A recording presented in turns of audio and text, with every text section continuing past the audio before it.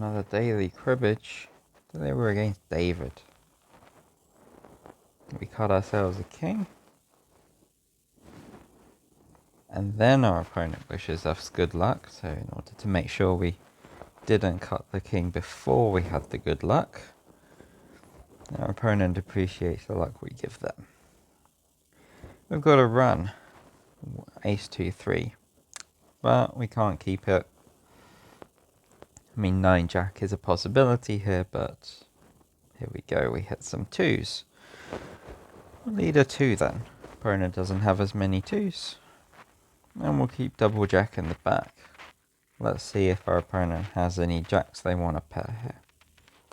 Nope, no jacks. Double king, queen 10 for our opponents. Very small hand, very unfortunate. See if they make it up in the crib. Triple 9. Okay, triple 9's good. 4 triple 6 double 8. Well, the 7 is sort of good for us. I mean, it's not that good, but I think that the 5 is so good that we're going to keep that open. Yeah, there was a possibility to do something else there, but unfortunately we just lose points for doing that. So, and that something else is something like discarding 4 8. Okay, well, we had the 6s, our opponent had the 9s. It's all coming up OC. After 2 rounds, we've high rolled, and our opponent has low rolled. And we look down at a straight, but also a flush. And we're quite happy to take the flush here. 8 3. Okay, so 4s. Okay, 8 3 double 9 for 6 points. They didn't hit their double run, but they did get a few points. And it looked like they were mostly just putting jack 5 in the crib. Double run, no brainer. And an ace on top is one of our outs. 5s here, we can play an 8. And we'll go other 8 here. Hopefully they don't go the 5. Well, if they had double 5, then we get it. Yeah, we're not really in that situation. It's very hard for us to get the trap off unless our opponent has a low card and a 5. Which can be a hand, but since our opponent would have played out their low cards or lower than a 3 the previous round, they don't have that many. Okay, we keep another flush. We get the extended flush, and we have a few 15s in our hand as well. So let's see if our opponent has a queen. No, triple jack 5. Pretty big. 12 points. I think they were missing the jack of diamonds. No, they had the jack of diamonds, so that's 13 points. We make 70. Opponent's still stuck on 55. And we look down at 5 with a couple of 10s. Ace 2 7 doesn't really do much. We could throw away queen 10 if we really wanted, but no. Just ace 2. Jump up to 19. 29. They do have 8s, but it feels very risky to play the 5. Yeah, no good option there, which probably means that we could have played better on the previous round. Instead of going up to 19, maybe we could have offloaded the 5 straight away. Yeah, that's the thing to consider. Alright, ace 2 4 8 9 king. We can only really keep 2 points here. And it's a case of whether we want to go 8 king or 9 king, really. We'll just go 8 king for no particular reason. And now we're broadcasting our hand pretty much. Once you go 4-9, it's very hard for you to have anything that's not a 2. Unless you have no points in your hand. Well, I guess you could have 6-6 or something like that, or 5-6. Okay, there's a few hands you can have there. We'll come back to that one. That was somewhat interesting. We got a run and a flush. We'll keep the flush. And we get a run. Nice. We'll go ace here, because we're happy to pair 8s. And we'll just come up to 19. 24. I got nothing for that. And our opponent is holding the run. So we lose out a lot of points there. Opponent does get to 96. And we are stuck a little bit on 101.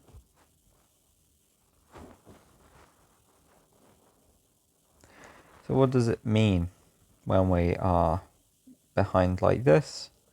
It means that we should throw away something that's very safe in order to try and get back a positional advantage. Now, it's very likely our opponent makes all the points they ever wanted here. But I'm going to go for our opponent having put 5s into the crib, because that's sort of the worst case scenario for us. We'll go 8. Hopefully no second 4. Okay. And jack. Alright. That's not good. We wanted to not allow that particular kind of hand to score. Yeah, and 5s in the crib. That kind of seals up the deal. There's not much we can do here, except keep something that has playability. Normally we would not do that. Go up with the queen. They've revealed 6 points. It's game over. Yeah, because we can't peg 15 on the play. Alright, good game. And, oh, misclicked. Misclicked the nicely played. And our opponent weirdly keeps 20, that many points. Alright, we gave up a few points on the play, a few points in hand, and a few points in crib. Let's go back. Jump in here. The position is that we're at 79 and our opponent's at 67. So what does the position tell us? It tells us that if we want to get to the next milestone at 96, we're going to have to get a lot of points, and our hand doesn't immediately give us that, so it's very hard for us to get to 96 in the next with the next scoring. Our opponent, on the other hand, is still a ways away from 70. Well, I guess only 3 points, but they're a little behind. And with given a good hand, they could get to 96 in 2 rounds. So they could actually beat us to 96 with a good hand. So if we want to keep a slight lead, we would need to discard something that's quite safe. And when we look down on our hand, we see there are a couple of opportunities for that. We could discard the 2 safest options from our hand, which are 8 king and 9 king. Those are both very reasonable because they both leave us 2 points. Another thing that would leave us 2 points would be to say discard something that leaves ace 4 king. So for instance the 8-9, but 8-9 is connected, so makes a lot of points on 10s and 7s. That's not necessary. And the other thing is we could discard 2-8 or 2-9, which also leaves ace 4 king. But each of those opens up other ways for our opponent to make 15 in the crib, say with getting a 5 or a 4 with the 2-8 and 2-9 respectively. We don't really need to allow those things to happen. We can just throw away 8 king and 9 king and avoid those other cards scoring extra points. So that's, I think, what we should do. And the question is, what's the difference between 8 king and 9 king? Both from the perspective of getting points in our hand and from the perspective of safety in the crib. Now, safety in the crib, I think, is very hard to tell. We don't have any way to block the combos of 15 that could be made from 8 king and 9 king.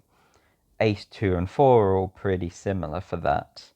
The only thing is that if we throw away an 8, then our opponent's not going to throw away as many 3-4s because we have a 4.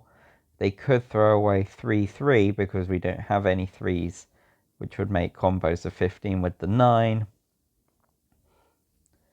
But I think that's all fairly tenuous or very, very minor in effect. So, of course, there's a lot less pairs. So there's only 6 pairs of 3s, whereas there are 12. There are 12 3-4s, but because we block one of the 4s, that means that there should be similar numbers of pairs of 3s and 3-4s. But of course, pairs of 3s are more desirable to keep together, so I suspect that there are more pairs of 3s than 3-4s in the crib. That's just a guess. And also 3-4 doesn't really make many points compared to many other discards that you can have into the crib. So pairs of 3s in the crib, we should expect a bit more, so that's a reason to keep 8 king. In terms of crib safety, in terms of hands and the play, we might want to try and keep magic 11. So in our hand we have a ace 2 8, which is a 3-card magic 11, which means that if our opponent ends up playing 2 10s in the first round, so for instance, if we go 2 and we go and our opponent goes 12 with a 10, and we go 20 with the 8, then if our opponent goes to 30 with another 10, then we have the ace to make 31. We also have some 4-card magic 16s, which aren't really a thing. Magic 16s as pawn, we would want to have those as 3-card combos, but we don't really have any 3-card magic 16s. So, and also magic 16s, you want to make them in 3 cards as pawn because you want to have an extra card left over for the next round, the next play, because you don't want to leave your opponent with 2 cards left to play and potentially them getting points out of those 2 cards being a combo. So you could imagine if we went up against, let's say we kept ace 2 4 9 and we went up against double 5 double 10, our ace 2 4 9 adds to 16, and if our opponent plays out a 5 and a 10 in that round, we would have ended up getting a 2 points for 31 and potentially 2 points for 15 as well if it went something like 4 10 ace, so 2 points for us, and then we go 29 with the 9, and then opponent says go and we get 2 points with the 2. Not saying that that's the best, but you could imagine it happening. And then our opponent is left with a 5 and a 10 in hand, and we don't get to interact with that, so our opponent gets a lot of their points back that they lost on the previous play, and that's kind of bad for us. We want to really minimize the scoring from our opponent because our opponent needs to high roll in some ways in order to catch up, and allowing them to get points on the play is unnecessary. So let's investigate a bit more the difference between 8 king and 9 king with the computer. And here we are. We've got ourselves the analysis online. We've got the computer suggesting that 9 king is better than 8 king, but that's because it scores slightly more points in hand if we have ace 2 4 8. Why is that exactly? I can't tell straight away. What do the histograms say? What are you getting? What are you scoring more of? Well, if you keep the 9 in hand, then you score, is that 2 slightly more often, and if you have ace 2 4 8, then you're never scoring 2. What scores you 2? There's a card that you can draw, apparently, if you keep ace 2 4 9, that doesn't improve you, and that is the 7. Right? The 7 doesn't do anything for your hand, whereas the 7, of course, makes points with the 8. Oh, so that's the difference. There we go. Mystery solved. The difference between 8 king and 9 king is the 7. In the crib, it's extremely similar. Very similar average, very similar standard deviation. The 8 king in the crib makes slightly more points, and I suppose that's maybe because you throw away more 7s than 6s, potentially.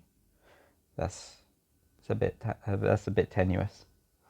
All right, so this is a good thing to note. We should, when you're trying to decide between two very similar discards, we've got to go through the cards and make sure we understand the difference. So in this case, the difference is the 7s. The 7s make us a few more points when we have an 8, and make us no extra points when we have the 9. All right, that was useful. Hope you got something out of that, and I'll see you next time.